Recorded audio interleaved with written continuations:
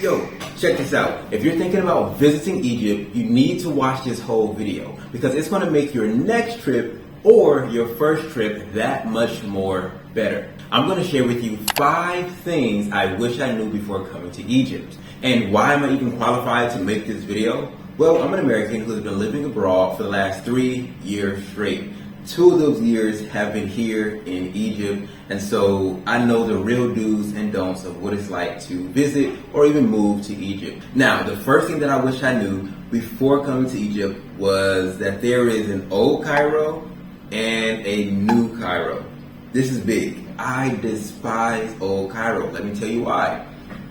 Traffic is insane. The streets littered with trash. There's camel poop and donkey poop. The buildings are run down. There's cigarette smoke, and I'm going to talk about these cigarettes right now. The cigarette smoke is every and anywhere. You cannot escape it. You go to the mall, they're smoking. You get in the Uber, they're smoking. You go to the hotel, they're smoking. Any and everywhere you go, there's cigarette smoke. So much so that I actually got sick my first week in Cairo. Why? Because there was so much cigarettes. And when I was in America, I lived in Los Angeles. That's where I was born. That's where I was raised. And so for like the past decade, right, of living there, they had set up these things called smoke-free zones. So it's like, hey, if you smoke here, you're getting a ticket, right? And so I had basically been living in a smoke-free environment for the past decade, and I forgot, how bad cigarette smoke can be. And so when I got there, like I said, old Cairo is congested. Everybody smokes. And my nose was messed up, my throat was messed up because everybody just was cigarette nonstop. And so just all those things combined, plus how run down that part of the city is, it's I don't like old Cairo, right? And so I didn't know that there was a new Cairo. But once I found that out and I went there and visited it, breath of fresh air, right? I mean, a lot of greenery, a lot of people with money there. When I was there was Lamborghinis and Ferraris and G-Wagons and Bentley Bentegas. There was just like, whoa, what the heck is this? And so very nice apartments, very nice housing there, villas. And so it was like a breath of fresh air, right? Going over to New Cairo. And on top of that, I believe just because there's a little bit more capital, people have a little more money, they probably value their health a little bit more. And so there was significantly less cigarettes being smoked there. And so the reason why I'm telling you this is if you're thinking about visiting Cairo, or even if you think, well, not Cairo, but Egypt, and you're thinking about staying a time in Cairo, I would suggest you get in your hotel in New Cairo, right? I think you're going to enjoy that experience a lot more. But I would say live in New Cairo, right? Get your hotel, your Airbnb, your booking.com over in New Cairo. But visit Old Cairo, right? Because that's where the pyramids are. That's where the Sphinx is. That's where a lot of the museums are. A lot of very, very old and popular restaurants are there. And so you should still, and that's just where you're going to get a more authentic experience is in Old Cairo. But I would say, just me personally, I'd rather stay in New Cairo, but visit Old Cairo. Right, that's the first thing that I wish I knew before coming to Egypt. Now, the second thing that I wish I knew about Egypt before coming is the weather. You see, before I really started doing my research about like coming to Egypt and visiting Egypt and knowing, oh, they got cities and they got streets and they have malls. Whoa, it's a civilization there. Before like doing that research, if you would have mentioned this country, all I would have thought of was Sphinx, pyramids, mountains of sand. And so when I first got here and that first winter rolled around, I was quite surprised that I had to end up, one second, hold on. I was quite surprised that I ended up having to buy one of these. You don't know what this is? This is a plug-in heater, okay? I didn't know it got that cold in Egypt at all.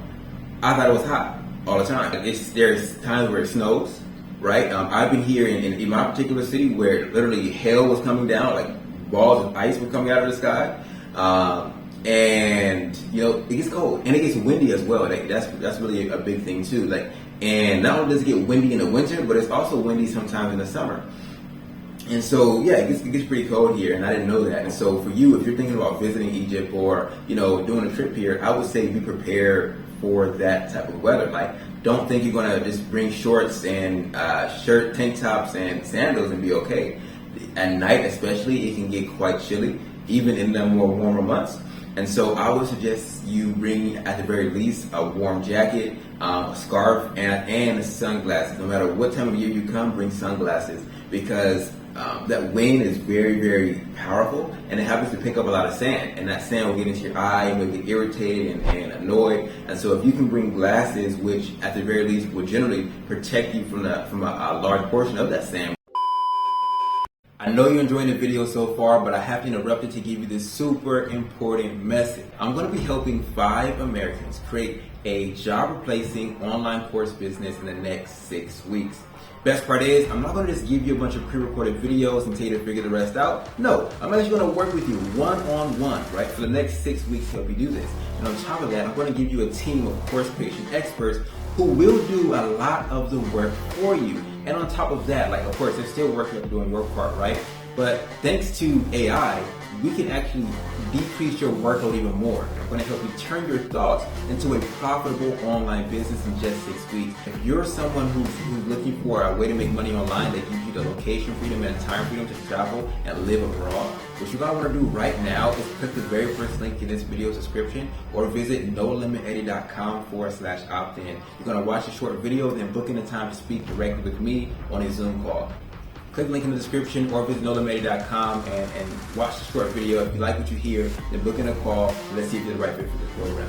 All right, let's get back into the video.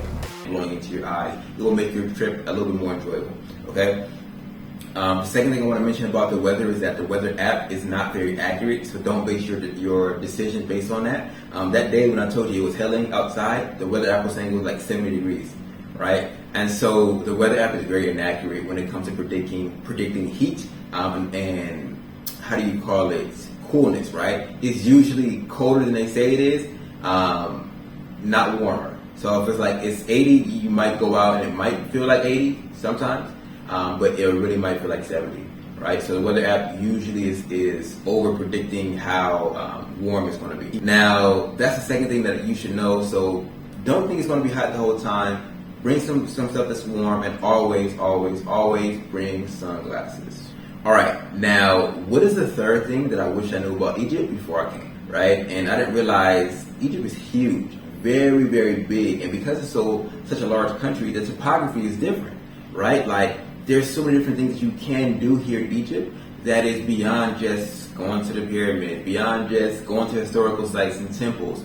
Like, there's some different things you can do, right? Like, you can go to Luxor and go take a hot air balloon, or you can go to Sharm el Sheikh and go to, I think they call it the Blue Hole, but it's like a very, very popular scuba diving destination. You know, you can go to the Egyptian version of the Maldives. Like, there's so much topography here, so many different things that you can see and so many things you can do that's beyond just the beaten path. And so if you want to have a unique trip, sure, go on one of those tours that's going to give you the history and things like that. You know, when you go sail the Nile and things, but then also, like, look for some other fun activities. Boom, this right here is number 4. This one right here is for my Americans mainly, okay, because I don't know what it's like in the rest of the world, but security is OD in Egypt. Here's what I mean by that.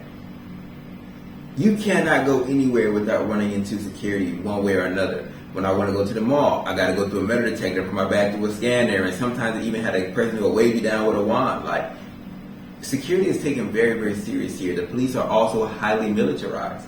Okay, like, they're walking around with AK-47s. They're walking around with hard hats on. They're walking around, you know, with vests on and with military fatigues on. They're not just regular, everyday civilian-looking police. They're pretty much the military. Now, that seems to be a thing all over Africa. When I was in Tanzania, there was the exact same thing. You want to go to the mall, go to a metal detector, put your bag in the scanner, get waved down, and you can go in. So, with that being said, I would say be mindful of that, right? Like, the same system that exists in America doesn't really exist here. The whole individual liberty and Fourth Amendments and things like that, they're not really going for that here. But what I can say is, and this is one thing that I like, even though they are very, I don't know how to explain it, like, they're very in your face with, like, force. You know, like, they have the guns there. They'll have armored vehicles driving around the street, you know, moving them officers here and there, and they'll have tanks positioned here. Like, it's very militarized, like, almost like martial law in a way. But the thing is, the people that are actually in the uniform are very chill, right? Like, you'll see them smoking cigarettes, you know, cigarettes again. They'll be drinking their tea. You know, they are super helpful for people as well, especially if you're a tourist and you go to them, hey, I'm trying to find this, I'm trying to do this, you know where this is. If they don't speak English, they're going to find one of their comrades that do speak English to help you out and translate. And yeah, like, they're very calm people. And on top of that, the attitude that exists in America where it's like us versus them, it doesn't really exist here. Like the police seem to be members of the community. They're not looking to stick things on you. They're not looking to like, you said this, and trying to, how can I say, like in America, right? There's a chance you call the police to get yourself out of trouble, and then you end up getting in trouble, right? That happens quite a bit. You know, in America, it's you have that anything you say can and will be used against you. Like, so I'm going to be careful of how I speak to things because I don't want this investigation to get turned on me, right? Like that whole us versus them mentality that's there in the States with the civilization and the police, it doesn't really exist here. Like the police seem to be like members of the community, right? And I really like that aspect of it. You know, they're not looking to follow the letter of the law, but more so the spirit of the law. I don't see the police harassing people. You know, in America, okay, if your windshield is cracked, they might pull you over and, hey, your windshield is cracked, and then, you know, they use that as an excuse and then, let me search your car and let me do this. Like that type of stuff doesn't happen here, right? They're like, the police don't look to instigate situations. And so even though they're far more like in your face and far more like, I don't know, like they display force a little bit more, they're far more lenient than American police. Okay, cool. So this is number 5.